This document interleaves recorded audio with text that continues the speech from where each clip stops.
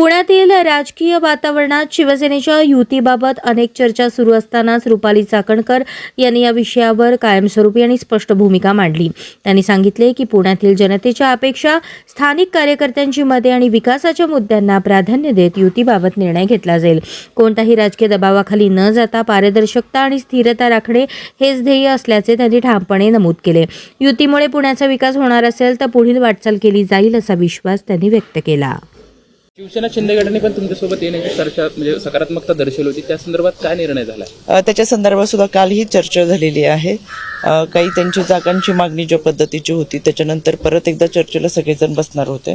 त्याच्यामुळे आता नक्की आतापर्यंत काय घडलंय, मित्र पक्षाला किती जागा देणार आहे? जसं आपण नगर परिषदाच्या निवडणुका लढलो त्याच्यामध्ये जिथे जिथे स्थानिक जशा पद्धतीची गणित आहेत ती सगळी जुळवत असताना स्थानिक पातळीवरती आपण अनेक पक्षांबरोबर एकत्र जात निवडणुका लढलेलो आहोत।